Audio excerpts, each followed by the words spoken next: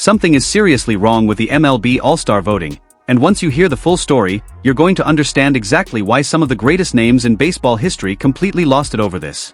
We're talking about Randy Johnson picking up the phone and calling into a radio show just event. Pedro Martinez going on a podcast and bringing up his childhood in the Dominican Republic. CC Sabathia using his platform as MLB Commissioner's special advisor to demand action. Derek Jeter, the most composed man to ever wear pinstripes, calling this a threat to the integrity of the sport itself.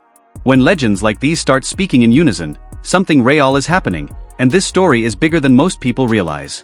So let's go back to where it all started, because the moment this number hit the internet, baseball Twitter practically had a meltdown.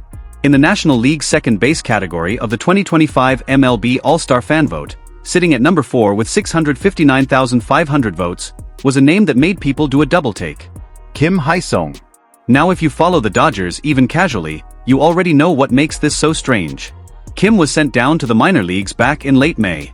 Not benched. Not on the injured list. Sent down. He has not played a single major league game since that demotion. 0. And yet somehow, while competing players are out there grinding through the heat of a pennant race, a player who isn't even on the big league roster is sitting fourth in the fan vote. When USA Today's Bob Nightingale posted about this on X, the reaction was immediate. Clutch Points, one of the biggest sports media outlets around, came out and said the probability of organized ballot stuffing was high and that an investigation was essentially inevitable. They called it unprecedented. A minor league player ranking that high is something that simply does not happen in the natural order of baseball fandom. The MLB rulebook on voting is actually pretty clear on this point. If fraudulent voting is suspected, the league has the explicit authority to invalidate those ballots entirely. The first round of voting closes on the 25th, so the clock is ticking. But here's what makes this story truly extraordinary. It's not just that the numbers look suspicious. It's who came out of the woodwork to say something about it, and what they said when they did. Randy Johnson does not do casual radio appearances.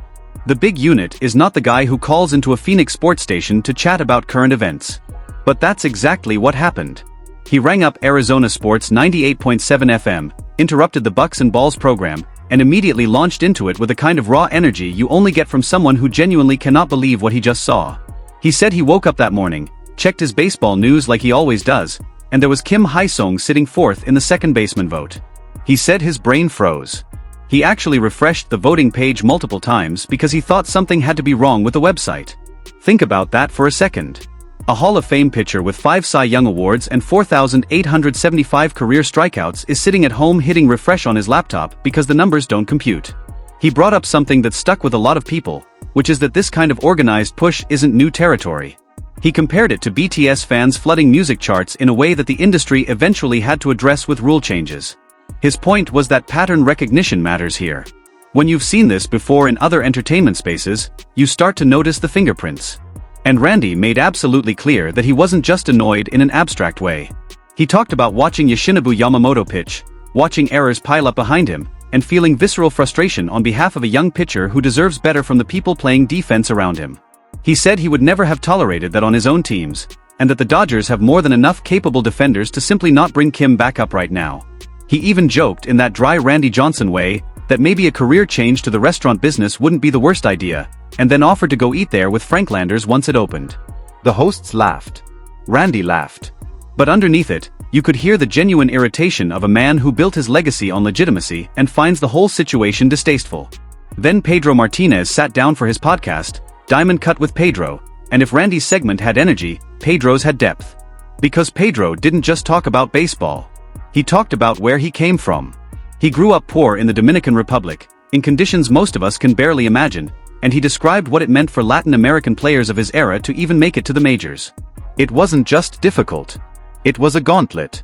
One error could end your career.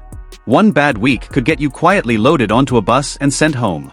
There was no margin for error, no second chances handed out, no organizational ballot stuffing to prop you up while you figured things out. You either produced or you disappeared. And when Pedro holds that reality next to what he's seeing with this vote, the anger is not theoretical. It's personal. He talked about Yoshinobu Yamamoto with genuine admiration, comparing the young pitcher's current trajectory to his own 1999 season when he went 23-4 and won the Cy Young. He said watching Yamamoto work the mound with that kind of focus and then seeing errors cost him runs is something he genuinely cannot stomach. He used the word knife. He said putting errors behind a pitcher like that is like sticking a knife in his back. For a man who once said he couldn't sleep on nights when his defense let him down, that framing makes complete sense. Pedro then circled back to Shohei Ohtani, who currently sits at over 2.3 million votes and leads all players in the fan ballot. He talked about Ohtani the way you talk about someone who has done something you deeply respect, not just as a competitor but as a person who earned every single thing he has the right way. He drew a direct parallel between Ohtani's journey and his own, saying the route is the same even if the scale is different. Talent. Work. Undeniable numbers. Pedro said that when you build something real, the fans feel it. They don't need to be organized. They just vote because watching that person play makes them feel something. And then he said something that hit differently than anything else in the segment. He said the organized ballot stuffing actually hurts Kim Hae-sung more than anyone else. Because now, regardless of how this resolves, Kim carries a label he didn't ask for. He becomes the guy who got pushed into the top 5 by a coordinated campaign while sitting in the minors. That's not a compliment. That's a brand, and it follows you. Pedro closed by referencing when he got the call that he was going into the Hall of Fame, describing the 19 miles of road between the airport and his home lined with people celebrating. He said that moment was real because everything leading up to it was real. That's the through line of his whole argument. Authenticity cannot be manufactured. CC Sabathia brought yet another dimension to this conversation, and it's the one that carries the most institutional weight. Because CC isn't just a retired pitcher with opinions.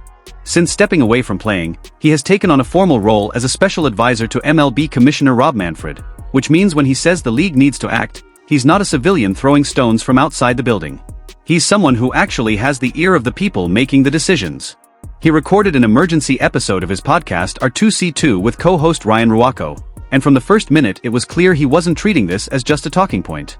He was treating it as a problem that needs a solution.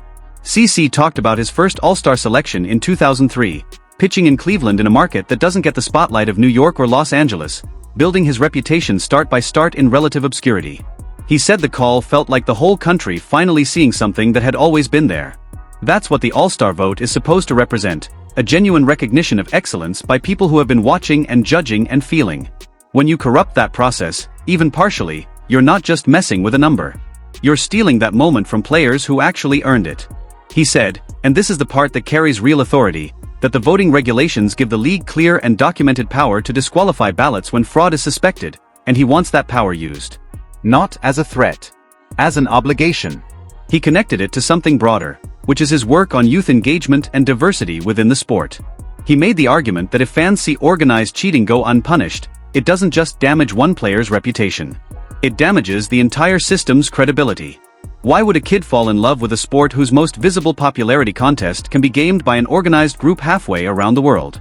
He mentioned Shohei Ohtani, Yoshinobu Yamamoto, and Hye-sung Kim in the same breath but made sure the distinction was absolutely clear. 2 of those players are on the field producing, earning their standing. 1 is in the minors. The list of which is not ambiguous. And he said flat out that a minor leaguer's name appearing on that list is a matter of the sport's dignity. He called it that directly. Dignity. David Ortiz did his part on the Fox Sports Studios show MLB on Fox, sitting across from host Kevin Burkhardt, and Big Papi being Big Papi, he didn't ease into it.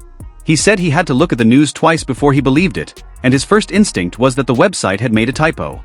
Then he remembered something personal. He talked about 2002, when the Minnesota Twins cut him loose. He was young, cheap, and suddenly without a team, wondering if his shot at the big leagues had already come and gone. He clawed his way back to Boston, hit 31 home runs, drove in 101 runs, and turned himself into one of the most beloved players the sport has ever seen. He earned it the hard way, through failure and resilience and relentless work. He spent 2 decades fighting the perception that a DH isn't a real baseball player, that designated hitters don't deserve the same recognition as guys who play in the field.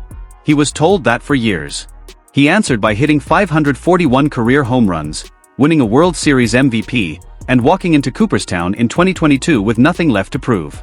So when David Ortiz tells you he understands the weight of an All-Star selection, you should probably listen. He said organizing a ballot campaign to push a minor leaguer into the top 5 is something he'll call fraud without hesitation, no qualifications, no softening of the language. He also pulled in a moment that only a Boston legend could, comparing the energy around Ohtani's 2.3 million votes to the electricity that filled Fenway Park when he hit the walk-off against the Yankees in the 2004 ALCS. He said both things carry the same feeling. Real fandom doesn't need coordination. It erupts because the performance demands it. He finished with something that brought him back to Pedro's earlier point about Dominican players and the journey they made to get here. Ortiz said that what they did, the path they walked, the blood they put into the game, is disrespected by organized campaigns that try to manufacture greatness rather than grow it. He said he's always honest on that show. And right now, he's genuinely angry. Derek Jeter was the final voice in this story, and in a lot of ways, he was the most measured. That's just who Derek Jeter is. The guy who played shortstop for 20 years in the most scrutinized market in professional sports, captained the Yankees for 12 of those years, then transitioned into the executive suite as CEO of the Miami Marlins. He does not rattle easily. He doesn't speak emotionally unless the situation demands it. So when Jeter steps into a conversation like this one, you notice the deliberateness of every word he chooses. He came at it from two angles simultaneously, the player and the executive, and he argued that both perspectives lead to the same conclusion. As a player, he knows what it means to stand on the All-Star stage having earned it. 14 selections over his career, each won a referendum on what he had put on the field that year. He said Ohtani's 2.3 million votes sit in exactly the same category. They are the honest accumulation of genuine admiration from across the country. As an executive, he looked at this through the lens of brand value and institutional trust. When he was running the Marlins, his daily obsession was the relationship between the organization and its fans. The All-Star vote is a promise MLB makes to its audience. You pick the players. When that promise gets compromised, the relationship cracks. He said this isn't a baseball problem. It's a business integrity problem. And then he said something that I think is the most nuanced point anyone made in this entire conversation. He said the person most damaged by this situation might actually be Kim Hae-sung himself. His argument was simple and hard to disagree with. When he was captain, he used to tell young players, don't stand in a place you're not ready for. Being put on the All-Star stage when you're working your way back through the minors doesn't build a player up. It creates a narrative around you that you have to spend years living down. He wasn't attacking Kim. He was genuinely expressing concern about what this does to a young player's professional identity. He closed with the quietness that has always defined him. He said the All-Star vote is one of the most important connections between MLB and the fans who love it. Damaging that connection is serious. He wants the league to investigate, to be transparent, and to produce a result that fans can actually trust. He said